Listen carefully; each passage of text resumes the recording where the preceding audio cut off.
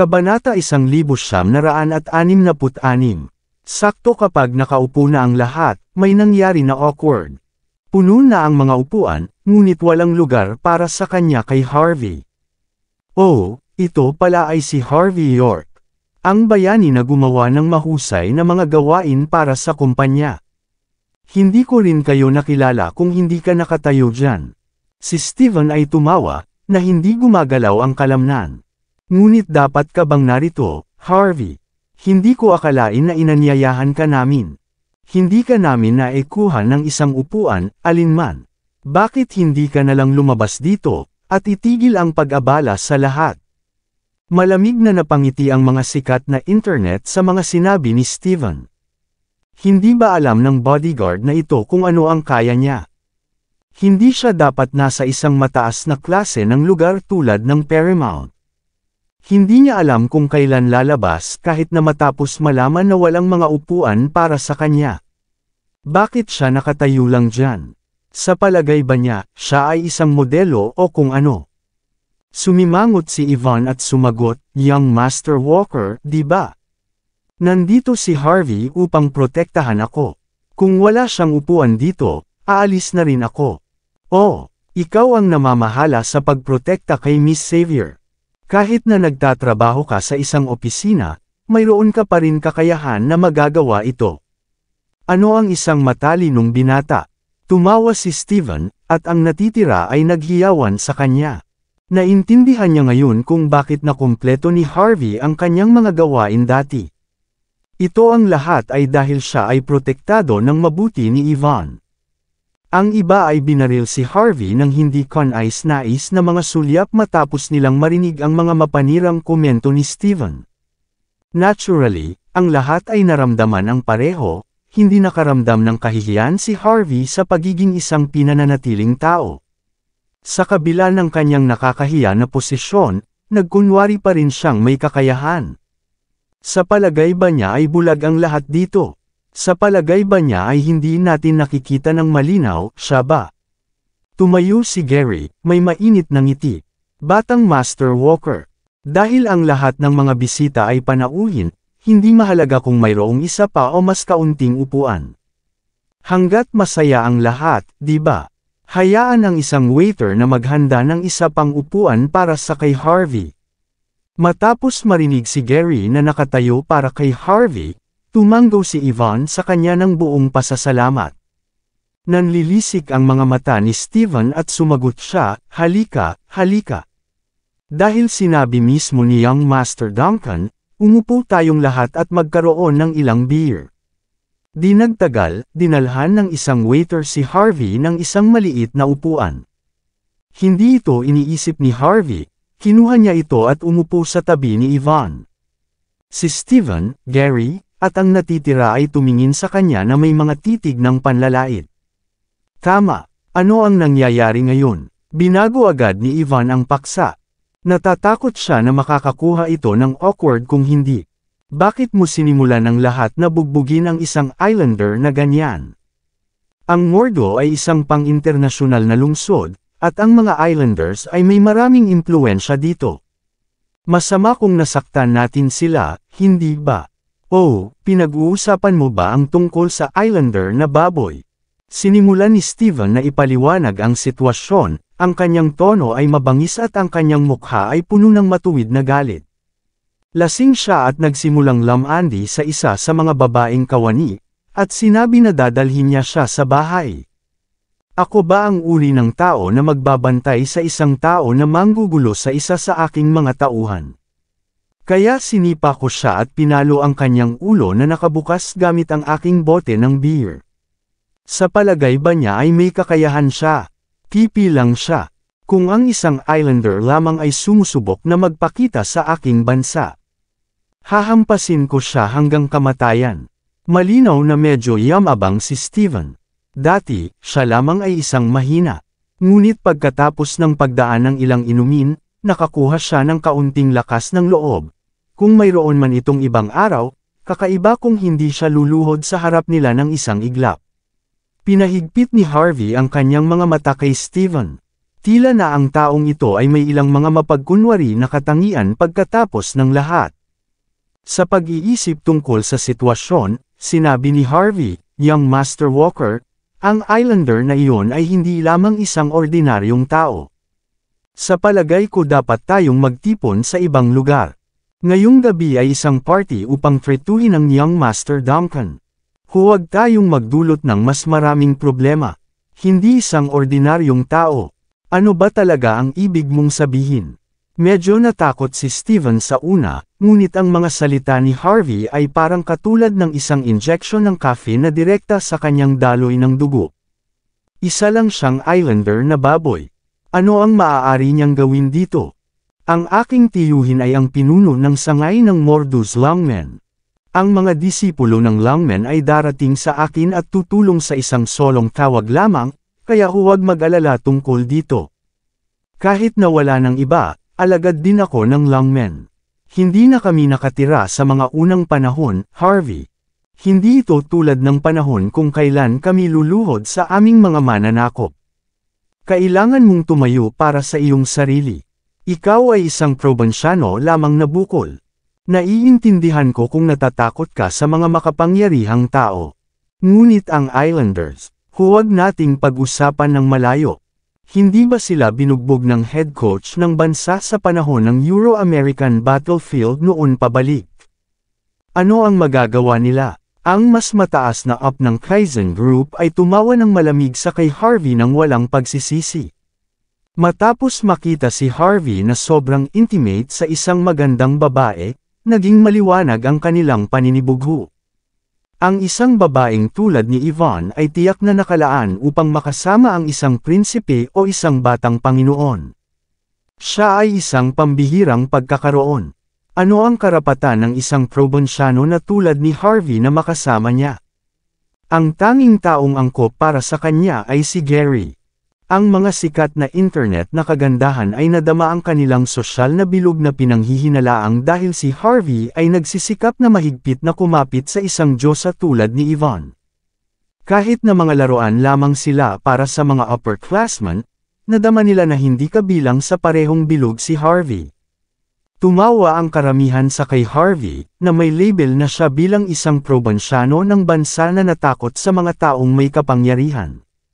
Malapit nang magalit si Yvonne, ngunit hinawakan ni Harvey ang kanyang kamay upang sabihin sa kanya iyon at hindi na kailangang makipagtaltalan tungkol dito. Si Hazel ay sumulyap kay Harvey ng lihim. Hindi niya ininsulto siya tulad ng ginagawa ng iba, ngunit ang pagkabigo ay malinaw na ipinakita sa kanyang mukha. Hindi lamang siya nabigo dahil natatakot siya sa mga makapangyarihang tao, kundi pati na rin dahil wala siyang lakas ng loob na tanggihan ang mga nagpapasaya sa kanya. Ang isang taong katulad ni Harvey ay tulad ng naisip niya na magiging isang duwag. Wala man lang siyang karapatang ligawan siya, hayaan si Yvonne. Hindi siya karapat-dapat, pagkatapos ng lahat. Umikot ang daliri ni Hazel sa paligid ng rim ng kanyang baso ng alak. Ang kanyang maliwanag na pulang kuko na nakapolish ay tulad ng paningin sa kanya, na puno ng isang mapagmataas ngunit malayong aura. Wala akong pakialam kung natatawa ka sa akin o hindi. Narito lamang ako upang ipaalala sa iyo ang lahat na ang Islander ay hindi normal. Sinabi ni Harvey, hindi nag-abala upang magbigay ng isang tuwid na sagot. Mas mahusay nating baguhin ang ating lokasyon ng tama ngayon, o lahat kayo ay maaaring nasa panganib kapag may masamang nangyari. Tama na, tumigil ka na, huwag kang tumingin sa amin tulad ng pareho kami sa iyo, mahina ka at duwag. Ang isang kagandahang sikat sa internet ay naiinis. Lumabas ka na lang dito sa sarili mo kung talagang natatakot ka sa taong maghihiganti. Hindi kami makikisama sa mga taong katulad mo. Kahit nasirain kami, mayroon pa rin kaming Young Master Duncan sa amin. Kalimutan ang Mordo, mayroon bang kahit sino na maaaring makipagkompetensya sa kanya sa kabuuan ng bansa H. Ang karamihan ng tao ngayon ay lumingon kay Gary na may hitsura ng paghanga. Si Gary, na umiinom ng beer nang walang tigil habang iniisip ang kanyang sariling negosyo, ay isang tunay na tao. Ang isang taong tulad ni Harvey ay walang halaga. Marumi. Huwag pansinin ang marumi, Yvonne. Halika rito at umupo sa tabi ni Young Master Duncan. Narito siya upang protektahan ka, kahit anong mangyari sa susunod. Habang abala ang lahat sa pang-insulto kay Harvey, kinuha ni Hazel ang pagkakataon na kalagkarin si Yvonne upang umupo sa tabi ni Gary. Tingnan mo dito, palaging protektado ni Young Master Duncan. Bilang isang host, hindi ka ba dapat uminom para sa kanya? Ubusin ang isang beer at kumanta ng isang kanta. Hayaan mong sabihin ko sa iyo ngayon, ang Young Master Duncan ay isang dalubhasa dito. Ang paraan ng kanyang pagkanta ay mas mahusay kaysa sa isang bangkos ng mga bagong dating. Hindi sa palagay ko maraming pagkakataon para sa sinuman na marinig siyang kumakanta. Medyo swerte ka, Yvonne. Sinubukan siya ni Hazel na masigasig na mapalapit sina Yvonne at Gary. Naturally, hindi niya nais na magkaroon si Harvey ng isang natatanging babae. Masyado kang mabait, Miss Malone. Dapat ako ang nagbibigay kay Miss Xavier ng isang toast. Pagkatapos ng lahat, siya ang nagbigay sa akin ng pagkakataong kumita ng mas maraming pera at upang labanan ang isang tunay na propesyonal. Iyon ang gusto ko sa buong buhay ko. Iyon ang dahilan kung bakit ako ang dapat magpasalamat sa kanya. Inilabas ni Gary ang isang bote ng champagne na nakangiting mainit. Sa pamamagitan ng isang kisap mata ng kanyang kanang daliri, ang takip ng bote ay agad na lumipad. Ang tanawin ay cool at labis na nag-uudyok sa buong karamihan ng tao na magsaya ng labis. Medyo sumimangot si Harvey. Bago pa man siya makapagsalita, umiling-iling si Yvonne na sumagot. Pasensya na, Ginoong Duncan. Isang bagay na trahedya ang nangyari ngayong hapon, kaya wala ako sa mode na uminom. Ngunit dahil labis kang masigasig tungkol dito, magkakaroon ako ng toast kasama mo pero ang iinuman ko ay tsaa. Kaya sinasabi, handa na si Yvonne na uminom ng kanyang tsaa. Nagmamadali si Hazel hanggang sa kay Yvonne at bamulong, Yvonne, ikaw ay bastos. Ang sigasig ni Young Master Duncan, kaya paano ka magiging kawalang galang dito? Bukod, alam ng lahat ang bawat isa dito. Ano ang posibleng mangyari? Kahit na may aksidente, magiging mabuting bagay ito. Hindi kami babalik hanggang sa mamatay kami ng lasing. Ang mga sikat na internet na mga kagandahan ay tumatawa habang tinatakpan ang kanilang mga bibig. Tama iyan. Ang mga kalalakihan ay walang pagkakataon kung hindi natin lasangin ang ating mga sarili.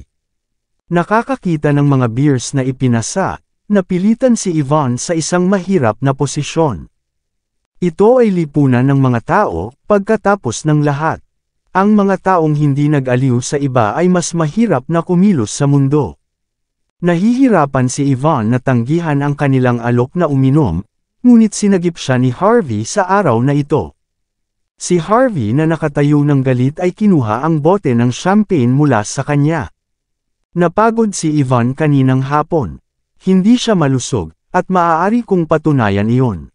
Tulad nito, iinom ako para sa kanya. Pagkatapos ay nilaklak ni Harvey ang buong bote ng champagne. Sino ka sa palagay mo, Harvey? Madilim ang mukha ni Hazel, nakakagulat ang ekspresyon niya. Sinusubukan ng batang Master Duncan na uminom kasama si Yvonne dito, kaya bakit ka nag-iingay sa gusto mo? Ang isang solong bote lamang ay nagkakahalaga ng $1,500. May karapatan ka bang uminom? Babalaan kita. Huwag kang maglakas loob na isipin na makakain ka at uminom ng kahit anong gusto mo dahil malapit ka sa aking ama. Alinman mong ibigay ang pera, o umalis dito at huwag mo akong makita muli. Lumala rin ang ekspresyon ni Gary, paulit-ulit na sinisira ni Harvey ang kanyang mga plano, at naramdaman niya ng lubos na napahiya. Nais niyang pukawin si Harvey sa kamatayan ng masama. Gayunpaman, mahinahon lamang nang ngumiti si Harvey sa harap ng kanilang galit. Walang sino man ang may karapatang sipain ako mula kay Yvonne. Hindi sa hindi kita nirerespeto dito, Hazel. Ito lamang ay hindi ka karapat-dapat, sa lahat. Sumabog si Hazel sa galit. Harvey, ikaw, bang! Bago pa man matapos ni Hazel ang kanyang pangungusap, isang mas mataas na up mula sa Kaizen Group na nakaupo sa likuran ng booth ay biglang ipinadala na lumilipad. Maraming salamat sa lahat ng sumusubaybay. Please subscribe and follow my YouTube and Facebook channel, Filipino Novel. Maraming salamat po. Sa susunod na sandali, isang dosenang kalalakihan sa mga karate na damit ang pumasok. Bagaman hindi sila matangkad, lahat sila ay mukhang napakalakas. At mayroon silang natatanging mga tato na mga tao lamang mula sa mga kalye ng Island Nation ay nasa kanilang mga katawan. Sumulyap si Harvey York at nakita na ang mga taong iyon ay lahat ng mga masters ng Island Nation. May isang Islander na masamang pinalo sa likuran nila, na kung saan ay si Cobb Omire Akane, na humabol lamang. Boss, ang mga inchik na ito, sila ang nagpalo sa akin. Wala silang karangalan. Itinuro ni Cobb Omire si Stephen Walker at ang iba pa habang nagsasalita ng isang mapait na ekspresyon sa kanyang mukha. Kaagad pagkatapos, isang taga-Islander na lalaki na may pambabae na mukha at malamig na pag-uugali ay dahan-daang lumakad pasulong. Ang kanyang taas ay malapit sa 1.7 metro, na kung saan ay itinuturing na matangkad sa mga Islanders. Bukod dito, pinalabas niya ang isang aura na ang mga maharlika lamang ng Island Nation ang magagawa na magkaroon. Samantala, hinawakan niya ang isang baso sa kanyang kamay at maingat na tinitigan si Steven habang umiinom. Pagkatapos ay nanloko siya, kawili-wili. Gaano kakatapang nasaktan ang aking mga kababayan. Nakuha mo talaga ang nerve. Ang kanyang pagsasalita ay pangunahing inchik. Ngunit ang kanyang tono ay walang pagbabago na parang nagsasalita siya tulad ng isang robot. Ang mga salitang sinasalita ay naglalaman ng isang uri ng hindi mailalarawan na kalupitan at nakamamatay na hangarin, na ipaalam sa iba na ang kanyang kamay ay dapat na narumihan ng dugo dati. Sinaktan ko ang iyong kababayan. E ano ngayon? Maniwala ka man o hindi, sasaktan ko pa rin siya. Si Gary Duncan ay napa-atres sa sandaling ito. Sa makatuwid, si Steven ay labis na mapagmataas at agad na sumugod sa isang bote ng alak. Ito ay lamang na ang pambabae na taga-Islander na ito ay nagtapon ng isang sampal, at ang sampal ay direktang tumama kay Steven na mukha bago pa man siya makalapit sa kanya. Sampal. Isang malutong na tunog ang sumulpot. Lumipad ng buo si Steven, na dumulas sa kailaliman ng lamesa, at kahit na ang mga tunog ng pagkabali ng mga buto ay maaaring marinig. Agad na napasinghap ang buong karamihan, ang lahat ng mga mukha ng mga influencer ay medyo naging mapotla, at nanginginig silang lahat. Napasandal si Steven sa dingding. Kahit na siya ay hindi patay, siya ay umiyak sa sakit. Maraming mga kasama na lalaki ang nagalit sa sandaling ito at sumugod ng sabay-sabay sa mga bote ng alak.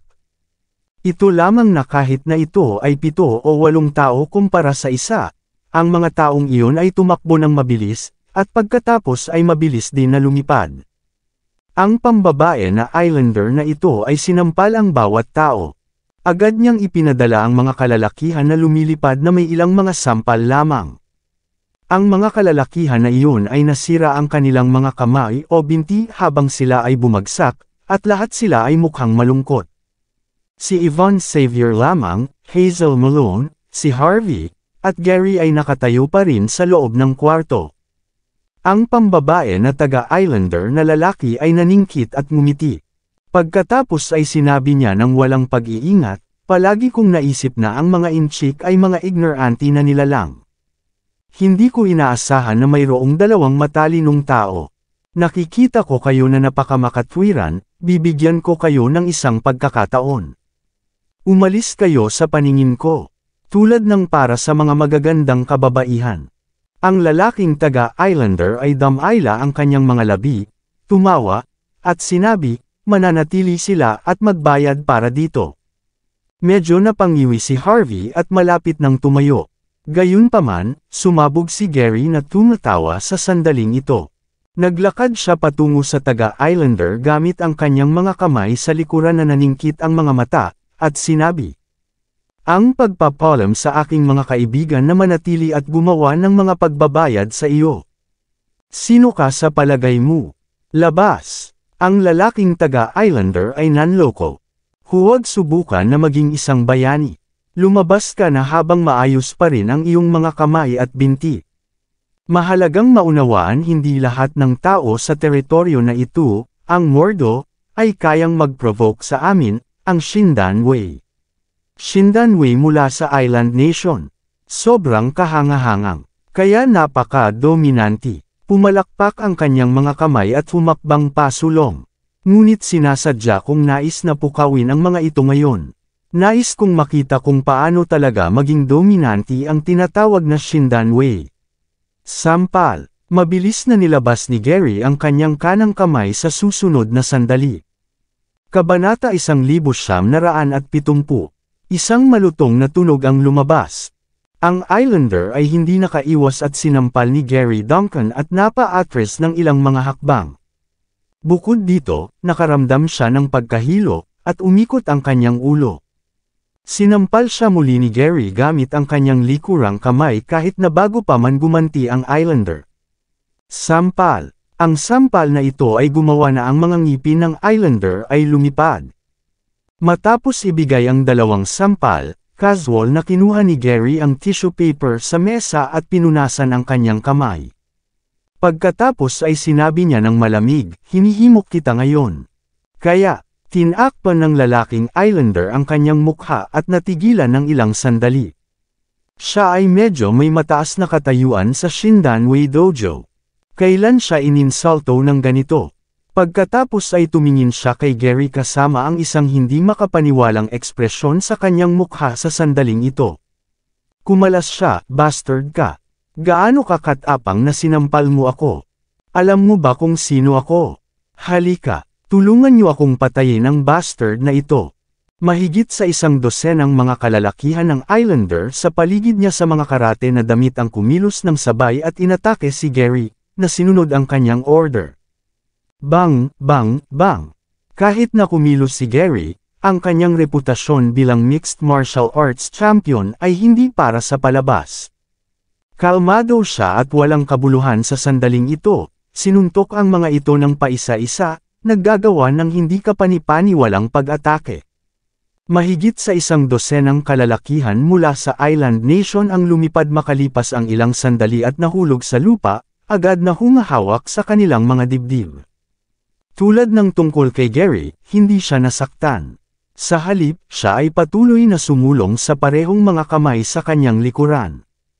Nang hindi naghihintay para sa nangungunang pambabae na magsalita, mayroon na si Gary na naghatid ng isang sipa, at ito ay nakarating ng direkta sa kanyang dibdib, na nagiging sanhi ng pagsuka ng dugo ng pambabae.